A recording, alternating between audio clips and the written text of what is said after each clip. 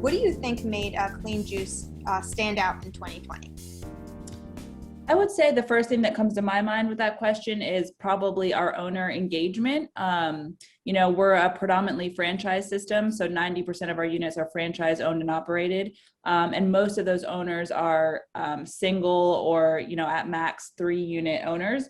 So our owners were really able to be involved. They're really able to be in their stores every day, do the hard things, the hard tasks that came about. And kind of what I find so fascinating is that people were saying that last year was the year of the indulgent comfort food. Everyone was all about fried chicken and pizza and everything, possibly to deal with the stress of lockdowns. So how do you kind of explain the real popularity of your Healthful selections over the past year? Where we're offering products that I think, while there was some indulgence, and I think that there was certainly, we see some of the bigger pizza brands having historical sales, but also there's been a ton of people who are really focused more now than ever on their health and wellness. How do you think strong franchising contributed to your success last year? I think, like I said, I think our owners just really believe in the brand. I think, Landon and I actually sit down and meet with every single owner that comes through on discovery days just to get to talk to them and hear their heart. And many of them have the same stories that this is really personal for them. It's about health and it's about changing their lifestyle. Come hell or high water, they're not letting their door close because they really, it's more personal. It's more intimate to them than maybe wrapping up a burrito and sending it off. We have been blessed enough that we had just launched third-party delivery. So we were already on some of those channels, which really helped carry us through when people were home. And we started some new kind of programs, like we did a buy and blend where people could come in and buy, just the frozen fruit and the smoothies and then blend them at home so they could last a week. So we just tried to get as creative as we could and just give as many opportunities for owners to continue their revenue and keep their doors open. And most of our owners did stay open for the length of the pandemic and, are really reaping the benefits of that. So how do you use your menu to sort of stand out from the fray? This is something I do every day, and I really believe in the importance of organic fruits and vegetables. And I really have culpability in offering the best product. If we're if we're saying we're healthy, I want to be the absolute best healthy we can be. So we're definitely the only national chain that offers that. And I think it really helps us stand apart from the people that are, just really wanting to make a change. And we try to use as many low sugar options as possible. We don't have any added sugars. If we want to sweeten with anything, we just use fruit, honey, maple syrup, or dates. We don't have any agave or sugar or cane sugar. So just really keeping our menu clean, Clean Juice is important to us. And I think people that are beginning to understand their own health and wellness understand how important that is. We have the juices, we have smoothies, but then we also, about 40% of our sales is actually food items. So if somebody doesn't want a juice or a smoothie, we offer wraps and toasts and salads. And so I think that just that overarching, menu that we serve is really what attracts all different walks of life. Mm-hmm. And can you tell me a bit about how you leaned into technology over the past year? I know that you guys launched a new app, I believe, last summer.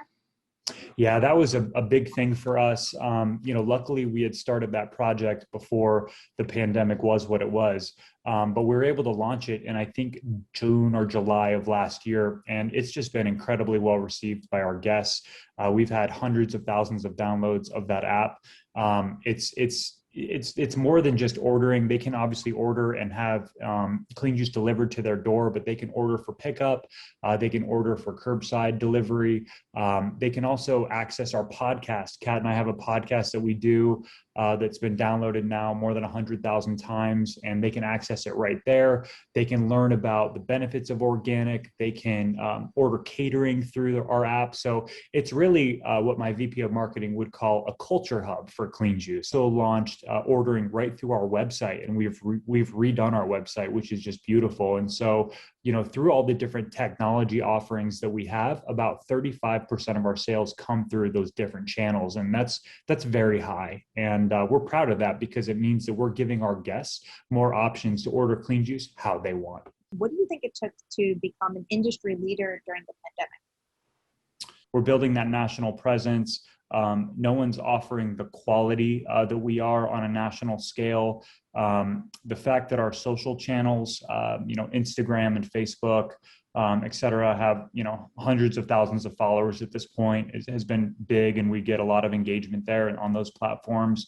And then our podcast too, just being able to, we don't just talk about food, and organic. We talk about all different ways. We feel like because we are going the extra efforts to procure and source the best quality ingredients that we can to make the best menu that we can, we have a responsibility to talk about what all, the different things that we do means. And so I think our guests are interested in that. Mm-hmm. So it sounds like you're less of just a restaurant company and more of a industry leader and media brand as well, sort of, and the lifestyle. We really, a lot of our guests are, it's almost like a Starbucks, like they come in and the employees know their names and they're there every single morning, and they really rely on us for being a part of their life and a part of their day. So I think that we take pride and we know how important that is. And so I think we love being a lifestyle brand in that way. Yeah. What would you say are the biggest lessons that you've learned from the challenges over the past year? I would say that, communication is number one, most important.